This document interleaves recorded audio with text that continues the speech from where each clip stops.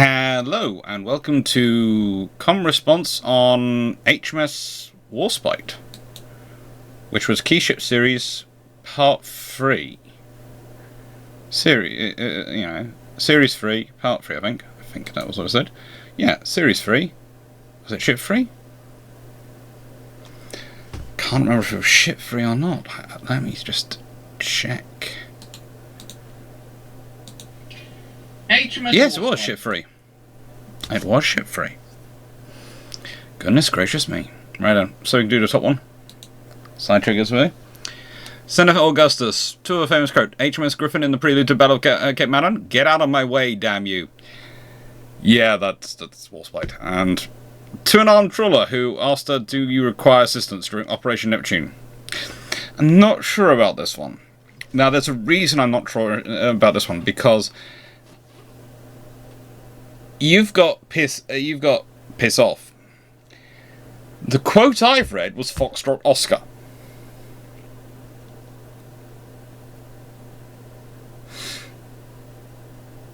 Which has a different meaning.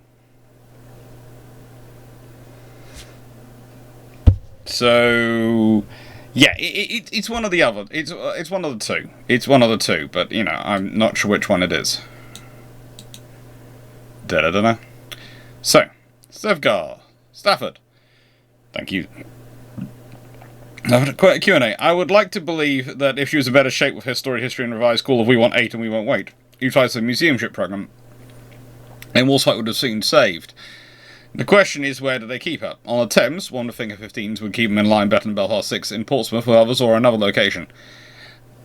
You see, I've had various theories about where Warspite might have been kept.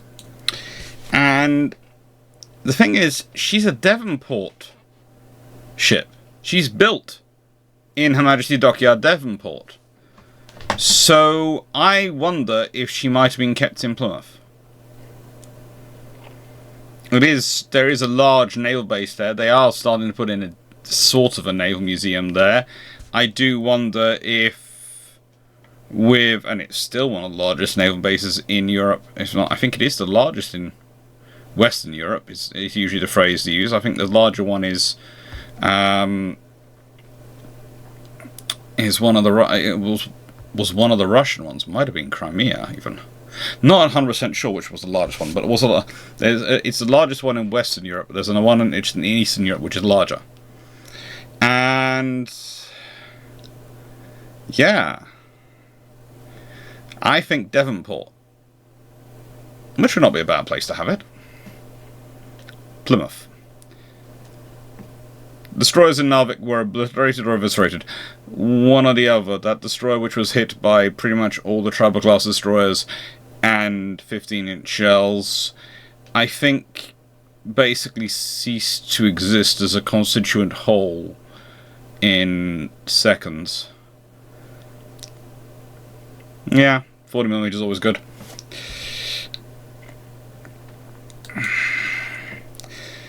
Just looking at my Colton Peel Les Brown, Warspite, if they were to fit 8 boilers, I think 2 of them would have been crowded and caused heat soak issues with each other under heavy use. Also, would she have not retained the fuel savings with the extra furnaces to fire, or would they compensate by turning the geared turbines differently? So I went from 8 to 6 and lost 1 gear, and I'm getting roughly the same mileage in my car than my pickup. Well, Warspite's an interesting girl. She starts off with 24 boilers, and gets those replaced with 6 Admiralty free-drum boilers. She goes from having 75 shaft horsepower to 72,000 shaft horsepower, and a top speed of 24 knots to 23 knots. Now, as you say, there is space actually for 8. There is space for 8. And it would be tough, but I don't think it necessarily would be impossible. One of the, again, interesting things you have, of course, is that the whole chopping and changing of the designs meant there were actually spaces in the hulls for both Warspite, for Queen Elizabeth class, and to an extent the R's for coal storage. I think if you were prepared to do a little bit of extra work, I think fitting in the 8 would have been a viable option. What then? Well, if we consider 6 with 4 turbines are 72,000 shaft horsepower. Well, with 8, we could be talking 96,000 shaft horsepower, which is about 20,000 shaft horsepower and more. I think that could probably have got her up to 28 knots. So instead of dropping a knot, she could have gone up by 4-ish knots. That's an interesting scenario to think about.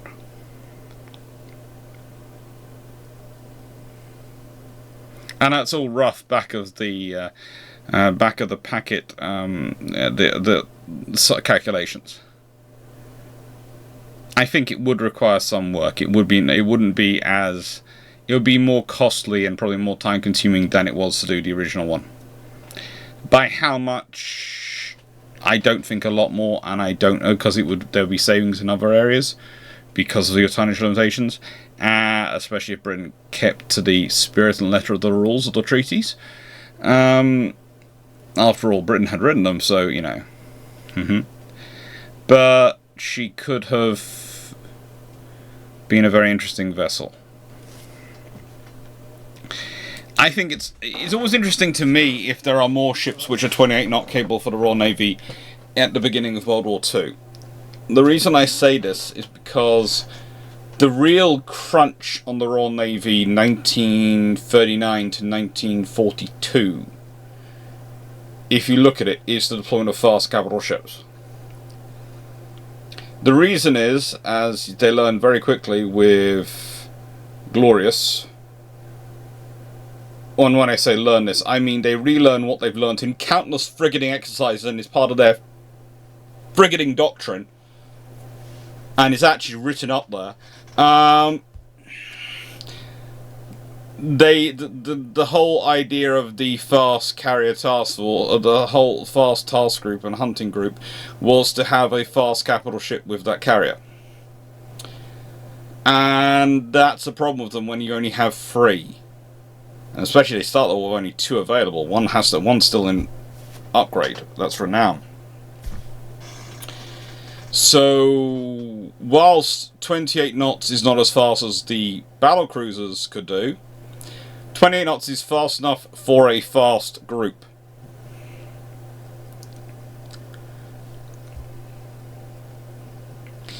It might mean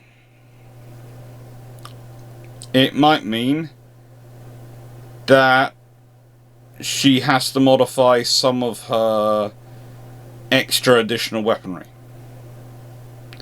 Her conning tower drops to between 2 and 3 inches thick anyway, so it might just go down completely and disappear completely.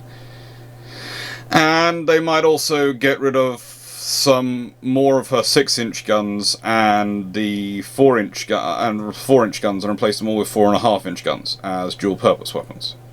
It might be they do that as well to save weight and space. Maybe not the normal set of... If you're putting in the extra boilers and the weight from those and the effort you can do, it might well mean an accommodation space that's going to affect you. You might go for 6 twin 4.5-inch guns in their mounts, maybe 8, but yeah, I think 6 will probably save you enough weight to get those boilers in, and still have the rest at an acceptable level.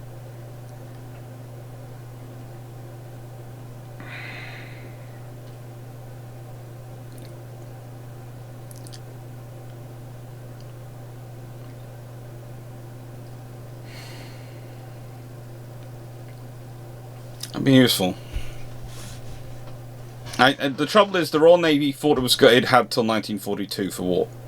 So the Queen Elizabeth class were really, upgrades to Queen Elizabeth class were about buying themselves numbers until they got enough of the new ships in, because they knew they needed to get to roughly 22 to 23 capital ships to have enough to be able to deter in any one of the 3 theatres they might have to fight in and, well, deter in any two of the pre-theatres they have to fight in, and prosecute in the third.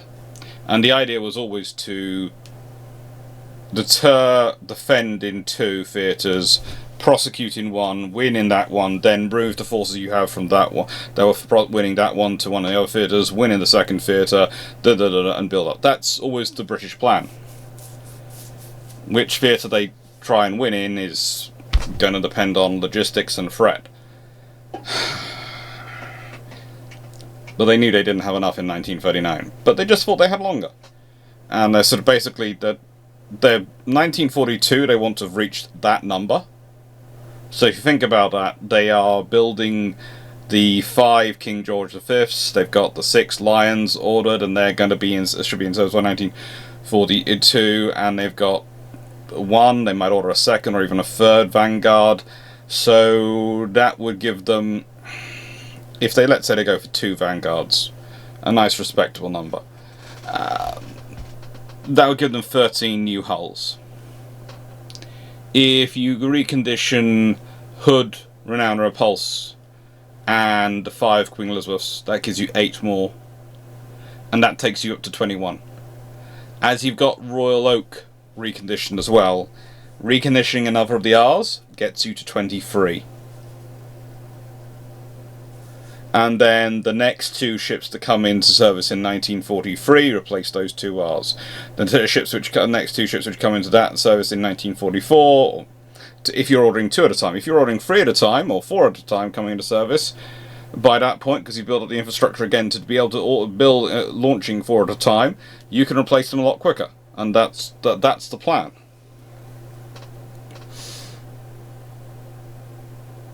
It's not a nice or cheap plan, but it's a sensible plan. You might, if you decide the situation is bad enough, keep forces around and maintain and wait till you're up to 24 before you start replacing the R's. You might bring in 4 new ships in 1943 and only get rid of the 2 R's, taking up to 25. You can adjust. That was the thing about the Royal Navy. They were prepared to be very flexible. And they had enough, significant enough reservists and enough experience operating 15-inch guns, especially the Queen Elizabeth site, enough of a pool of people who knew about it, that they could put them in reserve and keep them in a good quality reserve if they needed to, if they didn't have enough regulars to crew them as well.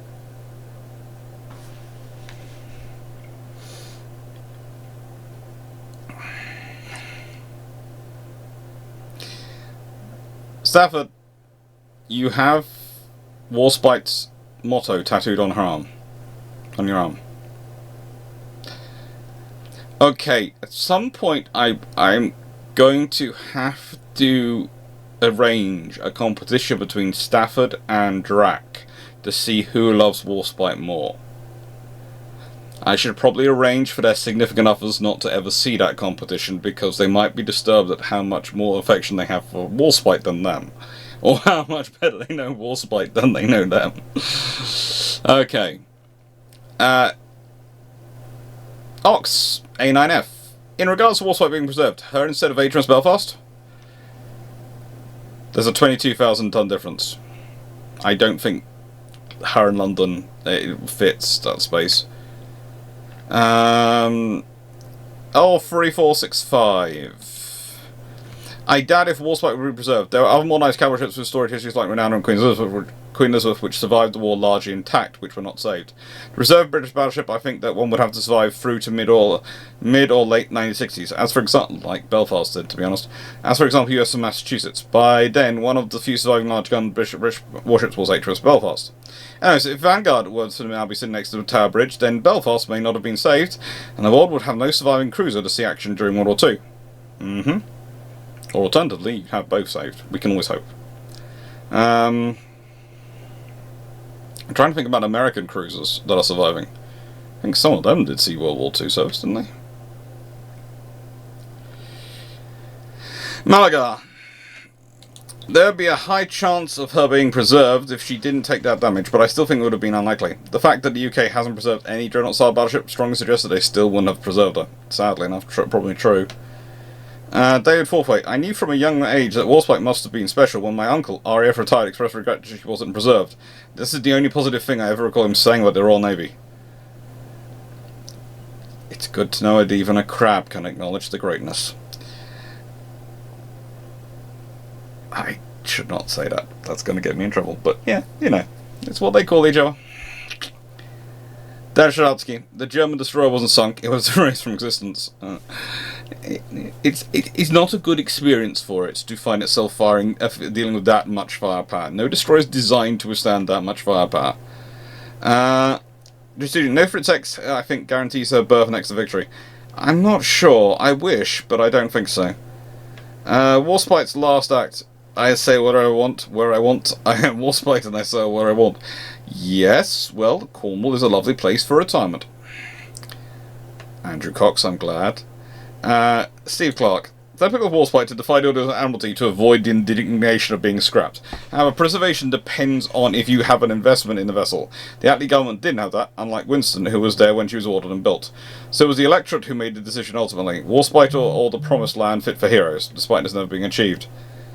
Yeah, AW 34565. There was also a pressing need for steel for post-war reconstruction in the 1940s 50s. Battleships contained a lot of steel. Sadly enough, you are true.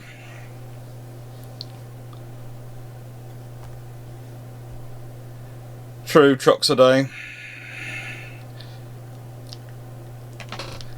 Captain Fisher, thank you for this video about one of my favourite ships, and I can confirm you did go over 20 minutes by just a smidge. Cunning, my favourite aircraft carrier is still alive. Formidable. But sir, the crew needs some gunnery training. Is all get clear now. Yeah. The fact that Cunningham had to issue orders directly himself is always a wonder for that one. How many admirals have had to do that in recent times?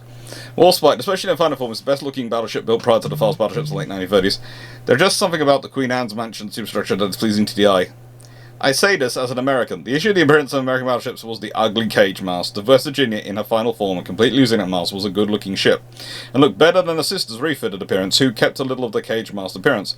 I'd put her as the best looking American ship prior to the North Carolina class. It really is a shame that the British didn't preserve even one of its battleships, and lost Warspite even more so. Wish I put up there the US Navy scrapping the USS Enterprise. Yeah, definitely. 20 I wonder if enough plans exist to recreate the ships within a computer, so you can go on a virtual tour, especially if you have ladders presented to you which can be physically climbed. That's an interesting idea. A virtual 3D tour.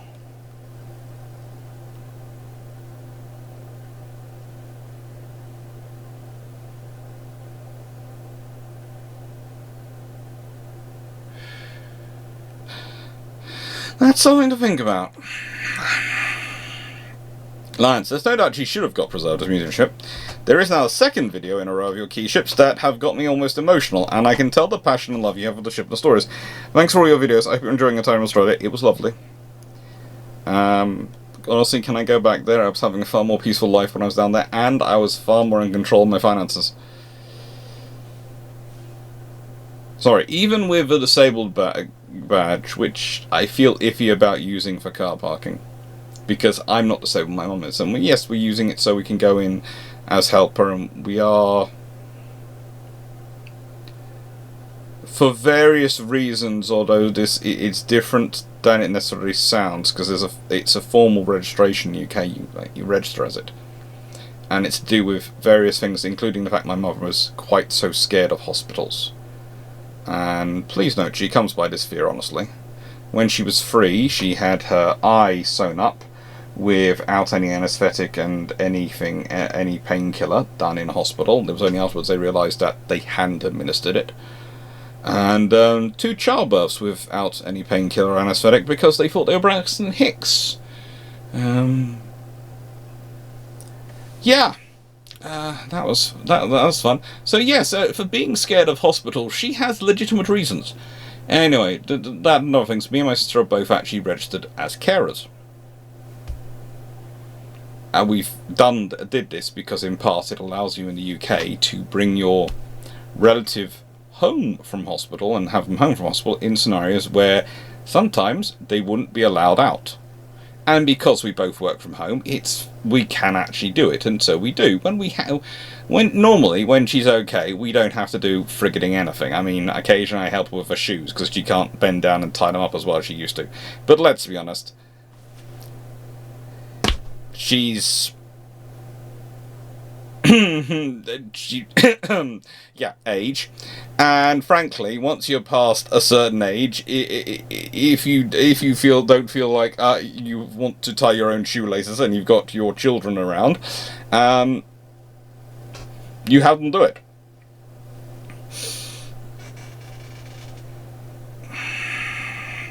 Especially considering she's got arthritis, so it's it's fiddly and annoying.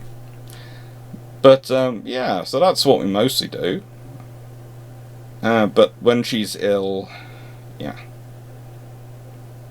And that causes fun in the hospitals, because explaining that she is quite so independent, they often see the age, and they don't quite realise how independent she is. But, yeah, because we have the care registration, we can do things like, we can pop in and sort things out and make sure she's okay, and can hopefully get her home from hospital quicker. But still, it's fun.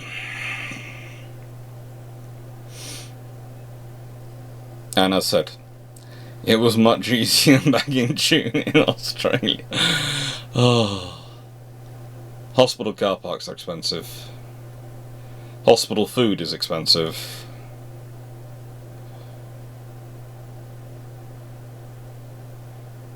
Having to fix things is interesting. We've got to, before she can come home, and this is completely off topic, so I do apologise, but I've been thinking about this all evening, so it's going through my brain. Before she can come home, I need to replace 3 floorboards upstairs. I've ripped up the carpet this evening so I can check them so I can buy the stuff tomorrow. Because of her age, they have to do an occupational health assessment. Is it occupational health? One of those things. One of the physio people assess to check that she's safe to come home.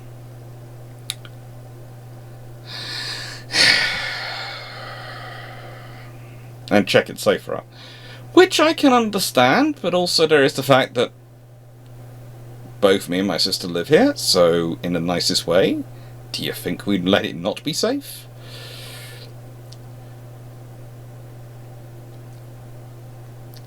Carrots 1151. It's the grandfather rule. If she can last afloat until the 50s or even 60s, then it's the grandchildren of one veteran starting to make decisions. So it's a distinct possibility she's either preserved or either at Portsmouth or London. That's true. That's it. Answer to the question is blunt. No, she'll not be saved as she is too worn out, and the British Empire is flat broke. And wouldn't say the British Empire is flat broke. Look at Canada and Australia in this time period and ask if the British Empire is flat broke. Look at South Africa. There are parts of the Empire which are broke by World War II. There are parts which aren't.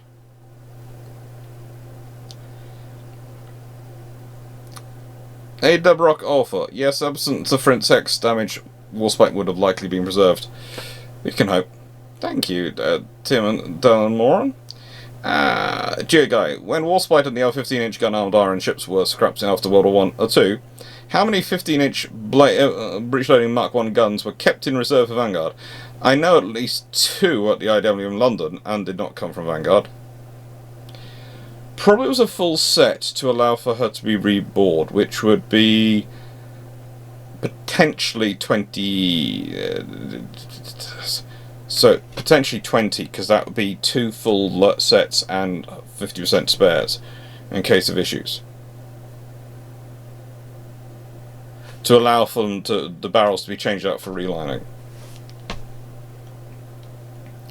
Norwegians cared more about her than her own government. She would have saved Norway if they had planned better and brought troops to park outside the fjord, but the whole thing was a disaster.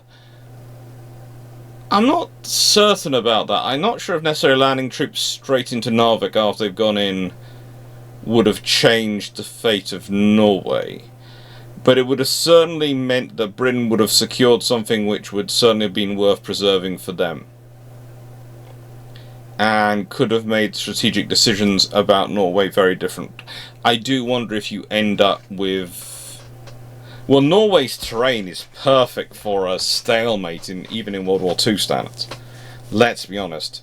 Which side of the mountain you're on, you know, you can be in completely different places and completely different zones of control. So, yeah, I could see you end up in a scenario where central and northern Norway is Norwegian with British support. And Free Norwegian. And southern Norway is under German control, but that would not be a good scenario for the Germans because it would be a very different circumstance to try and control Norway. And again, Norway is really not a country you want to be fighting guerrilla warfare in, as the Finns showed with their lakes against the Russians, let alone the Norwegians with their, well, let's be honest, crags.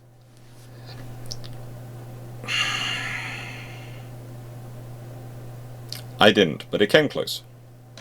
Thank you, Paul Jackson, and H. I'm liking this on general principles of it being Waitress Warspite, regardless of which Warspite it is. Starts making Jaws music towards her opponents. Potentially. And you've probably guessed from the other videos that have been flashing up, what I'm next recording after this is HMS Enterprise, no, USS Enterprise, sorry. Not HMS Enterprise. I should probably do a video about HMS Enterprise. And, HMS Nevian. Gonna try and get those recorded to cover Monday and Tuesday, and then I'll try and get back to recording the best properly, because Mum's hopefully if we pass the occupational therapy assessment and she passes the physios on Monday, she comes home on Monday. Hopefully, he says. Fingers crossed. Just have to replace a load of floorboards. Maybe modify the stairs.